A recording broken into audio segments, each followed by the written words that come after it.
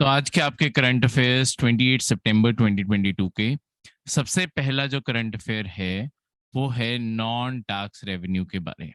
देखो, non tax revenue क्या होता है, कभी आपको पेपर में ये डायरेक्टली प्रीलिम्स का क्वेश्चन बन के भी आ सकता है कि ये सारे ऑप्शंस में सिलेक्ट करो कि नॉन टैक्स रेवेन्यू कौन से गवर्नमेंट के। कोई भी रेवेन्यू, देखो गवर्नमेंट की कमाई के दो सोर्सेज हैं। सरकार या तो हमारे ऊपर टैक्स लगा कमाती है। टैक्स अपने आप में तीन टाइप के हो सकते हैं, ब्रॉडली अगर बोलूं तो।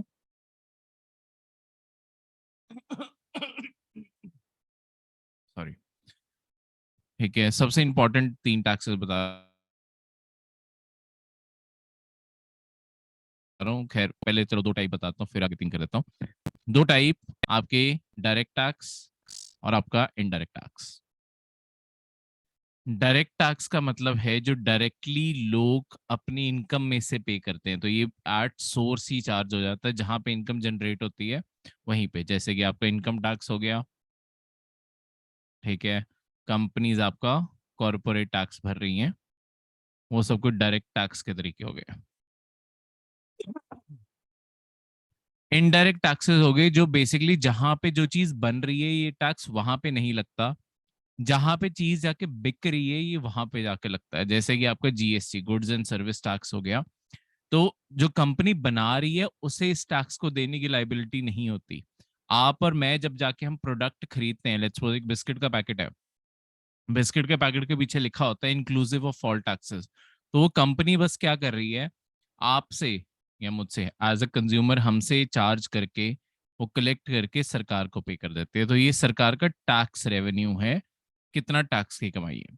इसके अलावा सरकार नॉन टैक्स रेवेन्यू से भी पैसे कमाती है। नॉन टैक्स रेवेन्यू कैसे हो गए? देखो, सरकार ने लेट्स सपोज अगर किसी को भी लोन दिया हुआ है, अपनी खुद की state government, union territories, private companies या इवन फॉरेन किसी गवर्नमेंट को लोन दिया हो सकता है, उस लोन के बदले वो इंटरेस्ट पे करेंगे सरकार को। वो जो इंटरेस्ट है वो सरकार का नॉन टैक्स रेवेन्यू में माना जाता है, क्योंकि सरकार ने एक तरीके से अगर किसी को भी सरकार ने लोन दिया है, सरकार ने एक तरह से इन्वेस्ट कर दिया है। ये पैसा इन्वेस्ट ही तो है, इन्वेस्टमेंट ही कर दी है। इसके ऊपर जो रिटर्न आ रहा है, रिटर्न यही है कि जो उन्हें वापस इंटरेस्ट मिल रहा है। तो ये भी तो इंटरेस्ट लगातार कमाई होगी, क्योंकि बाद में प्रिंसिपल अमाउंट के तौर पे सारा पैसा तो वापस आ ही जाना है। जब तक वो पैसा नहीं चुका रहे तब तक जो इंटरेस्ट मिल रहा है वो सरकार की कमाई है। इसके अलावा सरकार हमसे जितनी भी, जैसे बिजली की जो फी चार्जेस हमसे कलेक्ट करती है, इसके अलावा कोई और फी होगी, कई बार आप गवर्नमेंट की कोई फैसिलिटी यूज करते हो, कोई फॉर्म फिल करते हो, उसके बदले लेट्स सपोज सरकार ने 50 रुपए, 100 रुपए कुछ भी चार्ज किया, ये भी सरकार की अल्टीमेटली कमाई है। ठीक है। इसके अलावा लाइसेंस फी, हम कभी भी जैसे चाहे कोई रेस्टोरेंट आपने खोलना हो, आप उसकी जाके जो फी भरोगे, या आपने कोई हैवी व्हीकल ऑपरेट करना है उसके लिए जो लाइसेंस बनवाने हैं, ठीक है, वो सब कुछ तो ऐसे सरकार की ये भी कमाई है। इसके अलावा जैसे सरकार को कहीं और से ग्रांट आ गई। देखो ग्रांट क्या होती है, कोई फॉरेन कंट्री या फॉरेन इंस्टीट्यूशन ने इंडिया की सरकार को पैसे दे दिए। अब देखो, पैसे देने के दो तरीके होते हैं, हम ग्रांट के तौर पे भी दे सकते हैं, हम एज लोन भी पैसे दे सकते हैं। अब इन दोनों में फर्क क्या होता है? लोन वापस रिटर्न करना होता है, और जब तक आप रिटर्न कर रहे हो तब तक आपको हमेशा इंटरेस्ट उसका चुकाना पड़ता है। ग्रांट जो होती है, ग्रांट एक तरह से पैसे आ जाते हैं, इसे कभी वापस नहीं चुकाना होता, बस जिस पर्पस के लिए आए हैं उस पर्पस पे इन्वेस्ट करना होता है।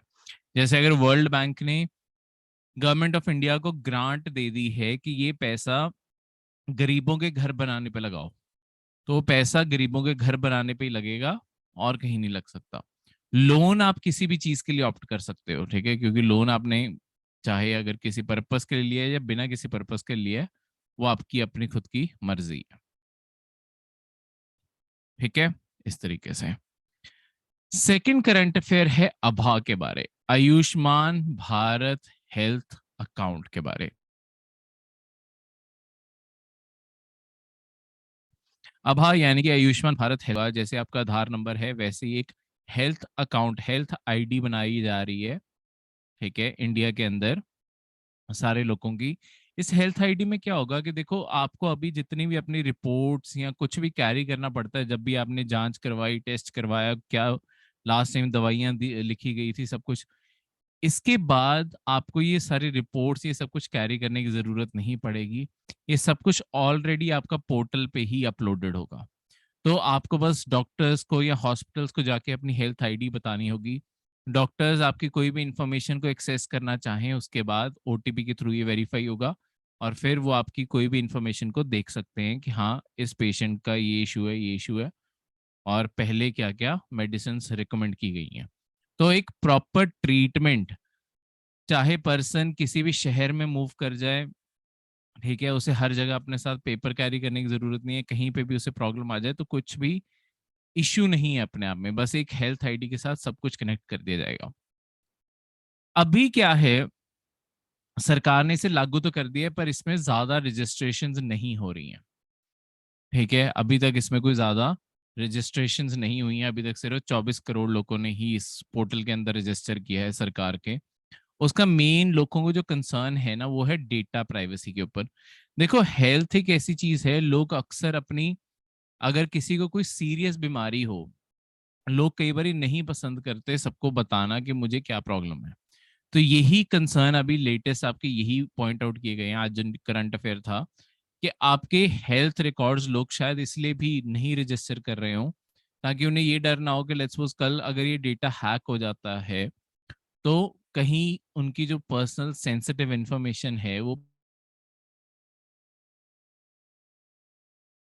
पब्लिकली लीक ना हो जाए। ठीक है, तो सरकार ऑब्वियसली अब इसके लिए ये कोशिश करने वाली है कि हम लोगों की जो नाम और ये बाकी सारी पर्सनल इंफॉर्मेशन और नेम जिनसे उन्हें आइडेंटिफाई किया जा सकता है, वो इंफॉर्मेशन को किस तरीके से हाइड करके बाकी सारी इंफॉर्मेशन कलेक्ट कर लें। तो जब तक वेरिफिकेशन नहीं होगी तब तक नेम और ये सब कुछ नहीं दिखेगा। ठीक है, तो ऐसे अब सरकार कुछ मेथड इन्वेंट करने बारे सोचने वाली है। तो ये आज की पूरी न्यूज इस चीज के बारे थी। ठीक है, अपने आप में ये जो आयुष्मान भारत मिशन भी है और जो अब अभा भी है, इसके लिए एक अलग अथॉरिटी बनाई गई है, नेशनल हेल्थ अथॉरिटी। ठीक है, नेशनल हेल्थ अथॉरिटी, कभी पेपर में क्वेश्चन आ जाए याद रखना, नेशनल हेल्थ अथॉरिटी सिर्फ इसके लिए बनाई गई है कि आयुष्मान भारत को चला सके और अभा, अब ये दो चीजें इनके पास है। इस अथॉरिटी का यही काम है इन दोनों को मॉनिटर करना, और इनकी कोशिश है कि इस डेटा के थ्रू और बेटर पॉलिसी, सी सरकार का इससे क्या फायदा होगा, जब ऐसी सारी इंफॉर्मेशन कलेक्ट होने लगेगी, सरकार को पता लगने लग जाएगा हमारी पॉपुलेशन को कहाँ कहाँ किस एरिया में कौन सी बीमारियां फेस हो रही हैं। एक तो हम अपनी स्कीम्स को ज्यादा बेटर अरेंज कर पाएंगे, जहाँ पे जो फैसिलिटी प्रोवाइड करनी है वो टाइम सिर कर पाएंगे, कहीं पे अगर कोई बीमारी सडनली इमर्ज हो रही है वो भी बहुत जल्दी सरकार को पता लग जाएगा, तो हम बहुत जल्दी एक्शन भी ले पाएंगे। इसी सारी चीज के कारण सरकार भी इस डेटा को कलेक्ट करने में इंटरेस्टेड है। ठीक है, थर्ड आपका जो सबसे इंपॉर्टेंट करंट अफेयर था, वो था very short range air defence system के बारे। देखो, ये डीआरडीओ ने एक नया सिस्टम बनाया है, defence research and development organisation, ये सरकार के ऑर्गेनाइजेशन है। इन्होंने एक नया